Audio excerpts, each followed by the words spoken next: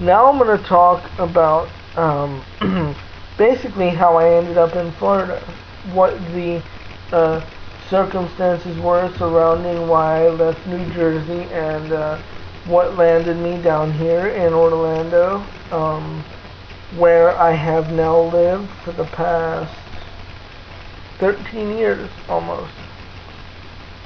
It'll be 13 years this March. Basically because of what I mentioned in my previous video about my mother and I, and what would happen to me. To make this as short as I can make it, because if I made it long I could talk for hours. To make it as short as I can make it, basically the abuse that was happening to me on account of her at home,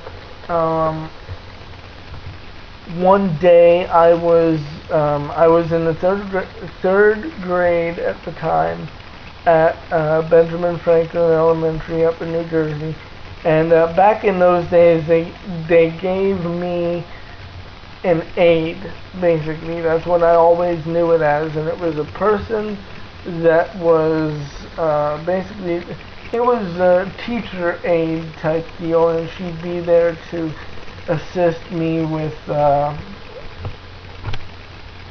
going to the bathroom and things of that sort. Well, one day I was going to the bathroom, and I had the help of the aide that was with me, and where I did that was in the nurse's office in the bathroom in there. So she's helping me this one afternoon, and notices that I've got bruises on me and asks me where they came from.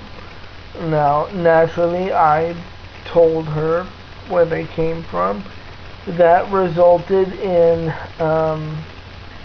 getting dreyfus. Basically, that's Jersey's name for the Department of Children and Families. That resulted in getting them involved, and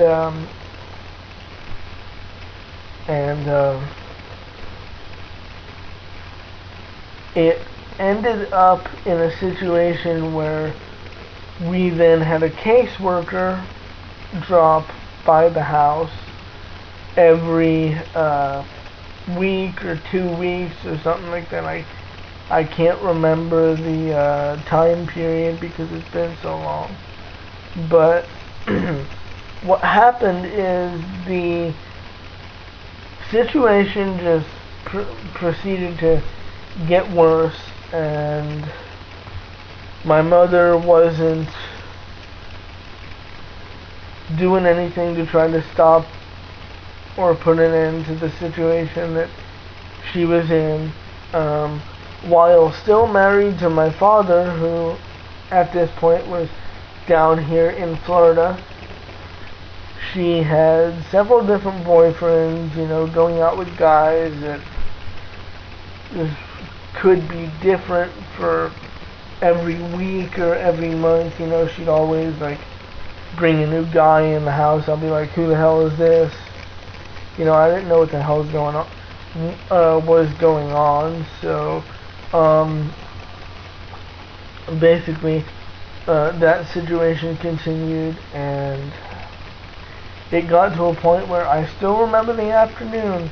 The caseworker came over, and I think we were in the middle of an argument at the time, and the caseworker just said, this can't continue like this, so either we put them in a foster home or somebody else in the family takes them. And I think it was my sister who was the one that said, call our father. Now, this whole time that all this was going on, and the situation was going on up in New Jersey, my father was not sitting down here idly by doing nothing. He was in the process of getting himself in better health, but every so often he would go as far as he would be the one to send us clothes, birthday presents, Christmas presents. In fact, I remember I got this humongous box for my 7th or 8th birthday. And on my birthday, I opened it and I was surprised because the first thing I saw when I opened this box was a whole bunch of food. And I went, well, what did he do? Send me food for my birthday? I was kind of, being 8 years old, I was kind of disappointed. But then I got through, like a layer or two of all the food that he sent in this big humongous box, and there were gifts there. So my dad was doing the best that he could to support us and give us anything he could give us while still being down in Florida.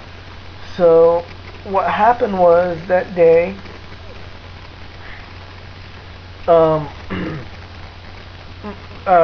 due to what my sister had said, mentioning to the caseworker to call her father, he agreed over the phone, talked it over with my grandfather and my grandmother down here, and the next thing we knew, we were getting ready to move down to Florida.